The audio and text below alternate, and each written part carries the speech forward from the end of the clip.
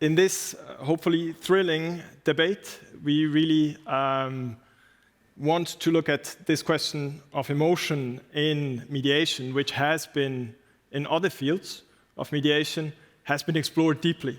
So if you look at, for instance, family disputes, if you look at neighborhood conflicts, organizational conflict, emotions in conflict, this has been looked at deeply, studied deeply. In the field of peace mediation, I think this is different. I would say it has been an under-reflected and under-researched topic in peace mediation. If you look at guidance, so peace mediation guidance, if you look at the reflection in the mediation support community about the work of peace mediators, I think it's to an extent focused on, let's say, the hard political aspects of the work.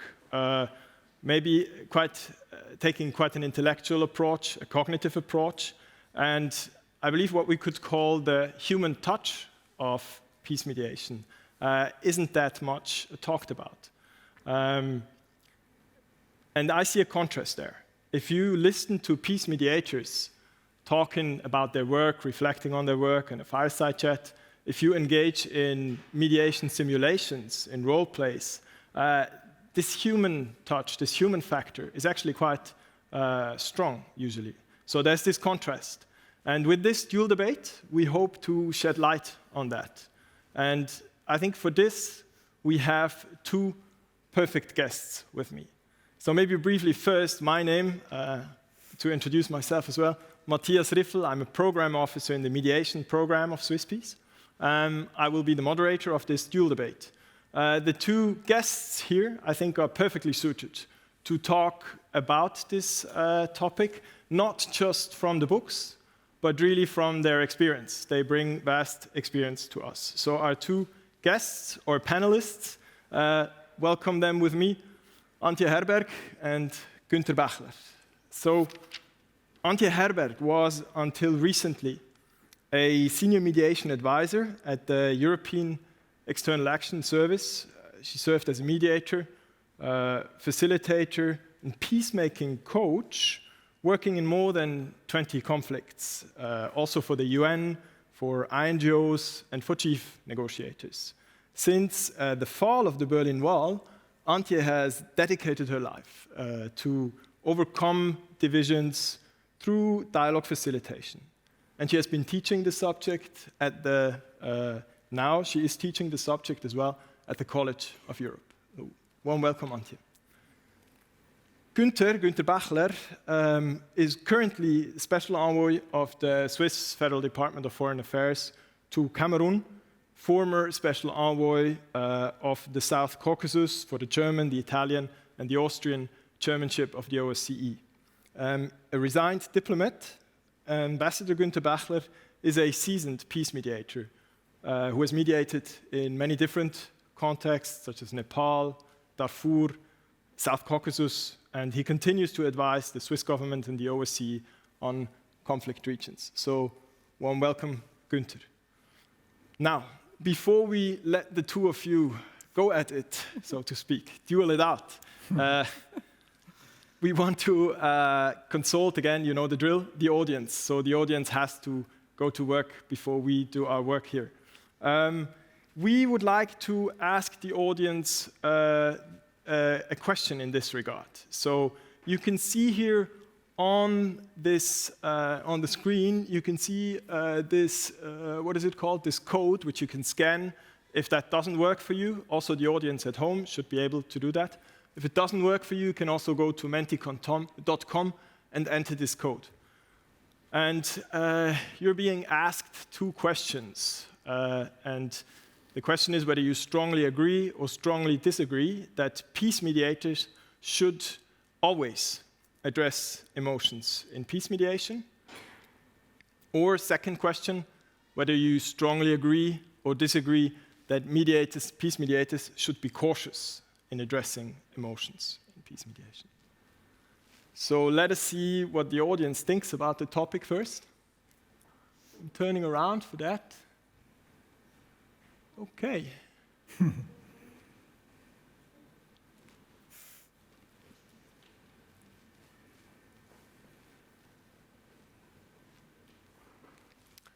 Still moving a little bit. Let's wait for a second, two. And what a surprise. So far, it's relatively moderated. There seems to be some common ground in here already. Now, speaking about common ground, we have two peace mediators here. And your job usually is to seek that common ground. For now, we would really ask you to not do that immediately, but to really take a bit the opposing positions. Otherwise, a dual debate is not so much fun.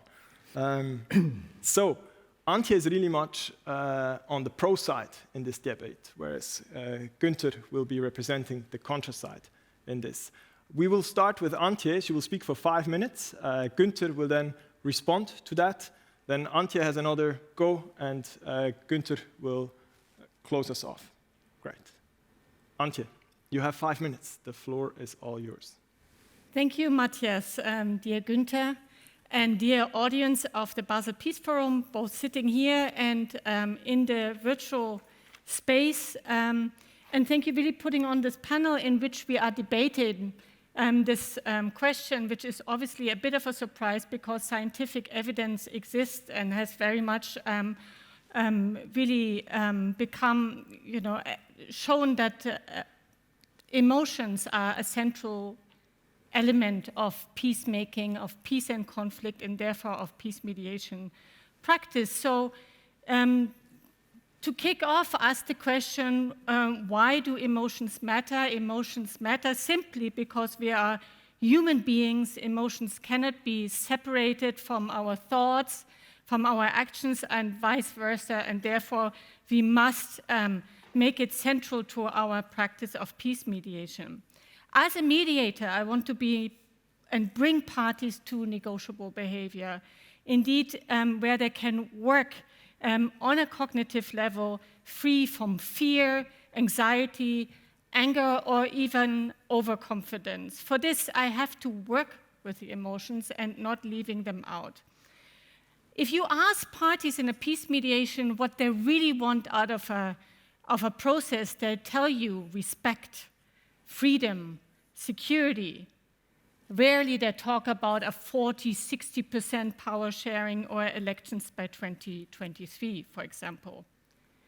Conflict is everything but rationality. It is about hurt, injustice, and anger. So you have to work with these emotions as it is part of the thinking. And as a mediator, I really want to understand and read between the lines of what is said and why it is said in order to create a space in which solutions are possible. Anything just staying at the surface will just provide for band-aid solutions and not create a transformational process that leads to sustainable peace. So letting emotions go is not reserved for the softies, if you would say something like this. It is not reserved for civil society. It is not for the tree huggers. And indeed, it is not only for the women, which might be the reasons why I've been chosen to take these positions. Even in the United Nations, we have now seen a growing staff of behavioral psychologists who deal with the topic in order to understand the emotions in negotiation processes. And when I was working at the European Union, we have included the attention or the importance of attention to emotions into our guidelines.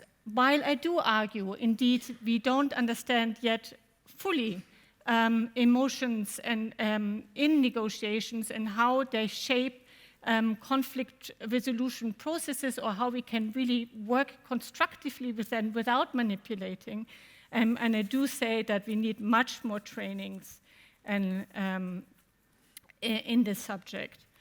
Yes, you might say, but there are facts. But in peace mediation, there is no such thing as facts. You cannot state a fact, for example, of 150 people have died because of an aggression. Facts are subjective in a mediation, and there's no such thing really as the absolute truth.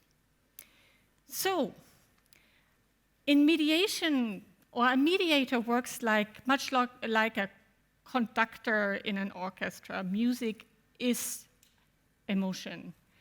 Our emotion is what music is to the conductor. Of course, sometimes it will have to be piano, sometimes there's a crescendo, but a mediator without emotions is like a conductor without the music, but just notes. So Günther, I wonder what you have to say about that. Wonderful. Thank you so much, Antje. Really enthusiastic speech. Thank you, Antje. Günther, I wonder, with Antje, is this something for tree huggers or not? Please tell us. No, thank you, Matthias. Antje, I can fully understand that you get very emotional about this question, but let us talk as professionals now, mediators, and maybe at the end we may agree on this issue. You know? And I try to be very cool here and to refer to one of my examples in talks in the Geneva International Discussions about the Russian and Georgian conflict, where we had the Russians, the Georgians, South Ossetians, and the Abkhaz around the table. And we were 3 co-mediators. And the point was, knowing that human beings are very emotional animals, we tried everything we could during the Geneva International Discussions, by the way, more than 70 rounds in the last couple of years, to discuss issues in a very unemotional way. So we did everything from the co-chairs and the co-mediators that we can keep the emotions out of the discussions. The background was, of course, when we started the international discussions on Geneva right after the war, 2008 in South Ossetia, the whole thing was very emotional. So the first few rounds, all the parties, they got angry, they were hate speeches even, very emotional, getting against each other. And these were the first few rounds. So we had to think about it, as mediators, how can we deal with it?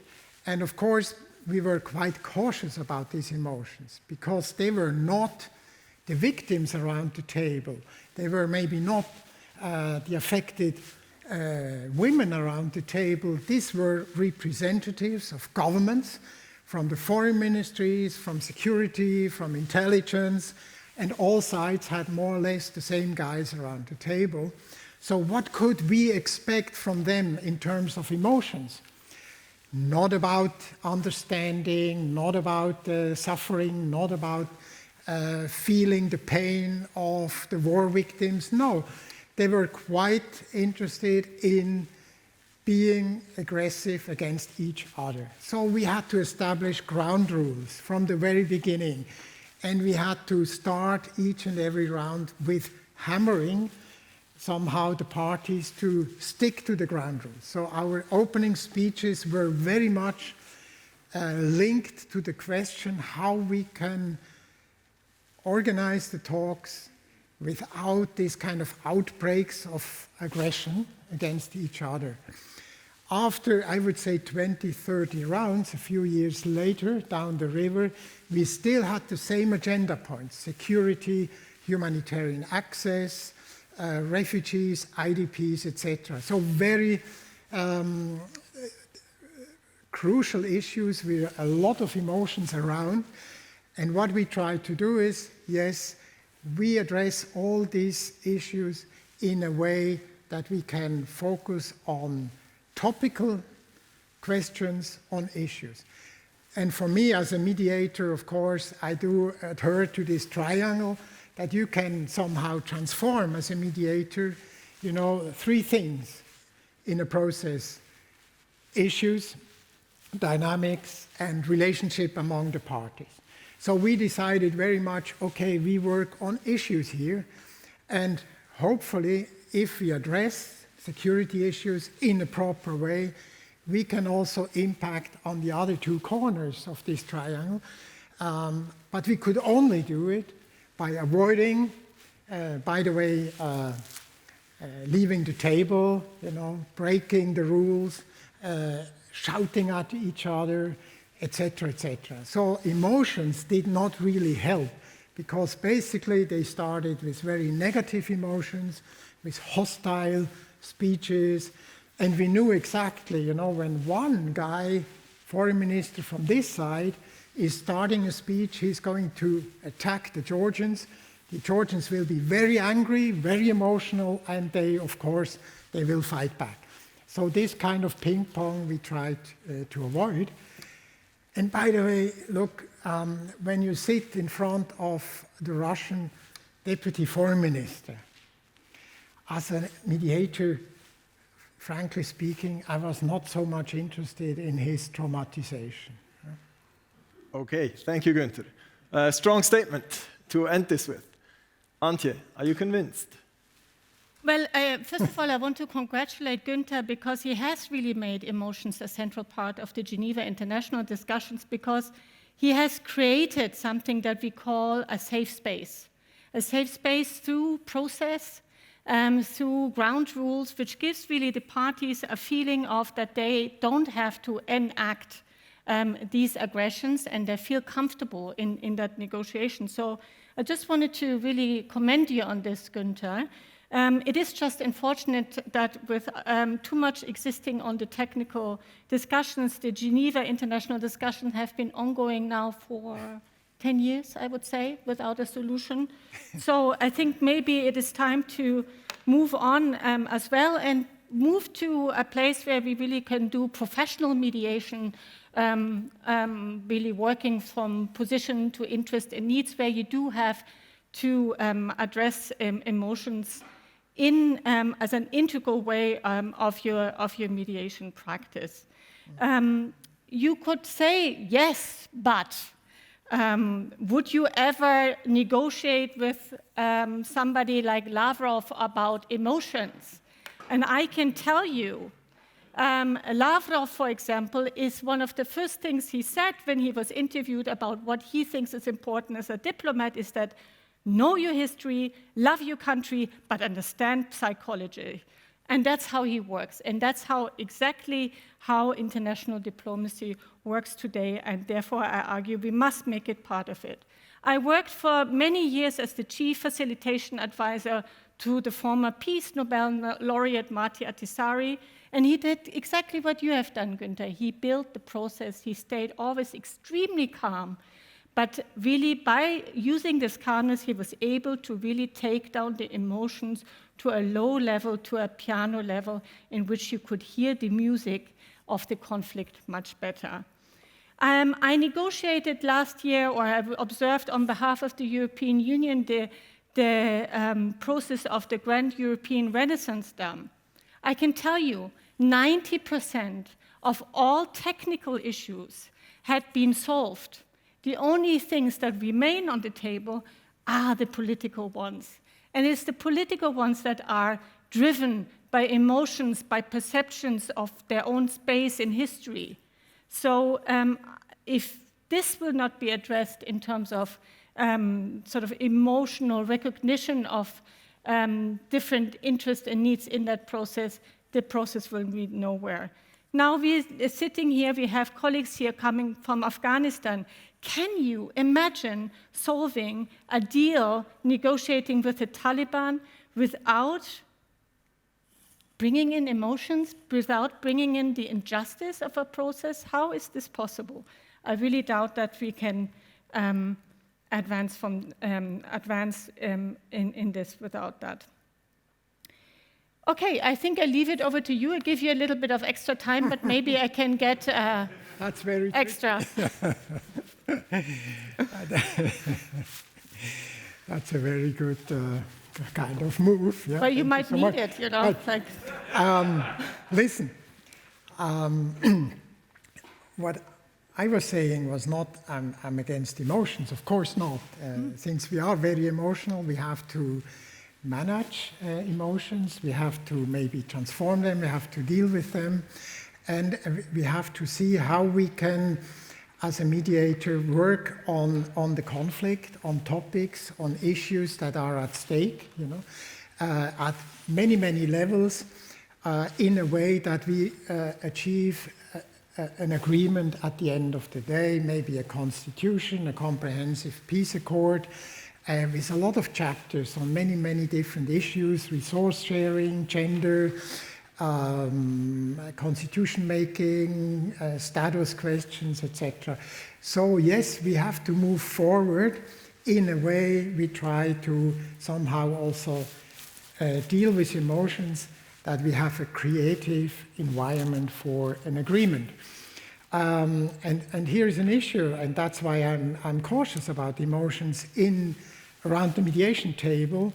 First of all, I think in particular political actors, they are not immediately involved as a conflict party with a personal experience quite often. They are representatives of a party. And they are used to use a political argument in a way that they try to instrumentalize also your emotions from the other side, but also the emotions of the mediators. So very often they try, to impact on the mediator, the emotions he or she has, and to use it for their own objectives and goals. And here we have to be, again, very cautious. And in particular, and we had a plenary session before, in times of social media, WhatsApp, and all this. And I can give you another example now in Cameroon. Cameroon is a champion in using social media to produce fake news, for disinformation and misinformation. It's really, even Facebook is using now Cameroon as a kind of a case study to see how they work with all these instruments. It's fantastic. But the first thing they try to do is to influence us as mediators in a very emotional way. So when I try in terms of shuttle mediation to reach out to both sides in a kind of impartial way, I get back, videos, WhatsApp, with very terrible, videos about slaughtering of people, of women and children. And this is, of course, the message of the government to show the other side they are terrorists, we cannot talk to them, and vice versa.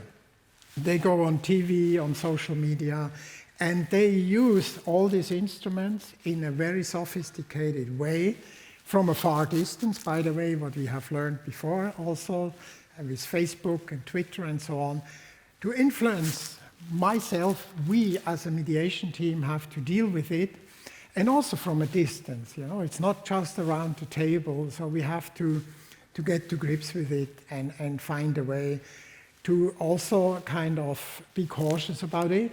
First of all, we cannot even verify all these terrible videos, whether it's really from Cameroon, or as we have seen, it's not even from Nigeria, it was from Congo, and so on.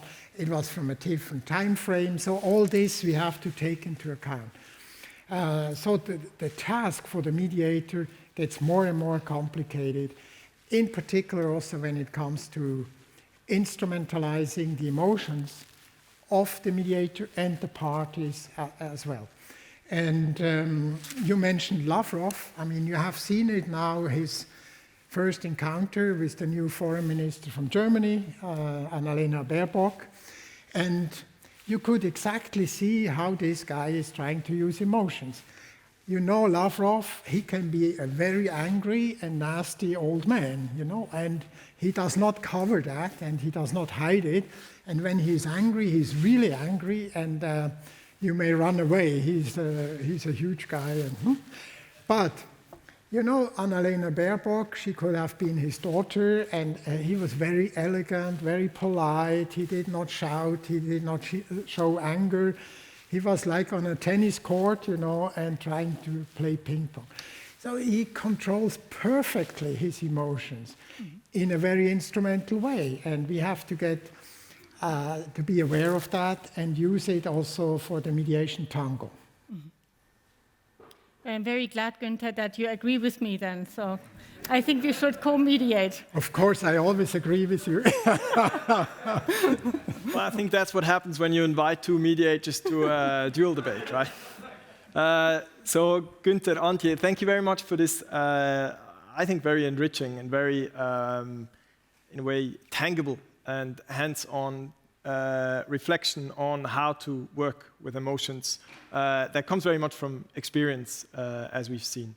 Obviously, it's, from what we've heard from you, I believe not the either-or here. It's not you should always address emotions or you should always avoid emotions. But it's really the question is, I think what we realize is emotions are there anyways, probably always. And it's the question, how can you work with them? How can you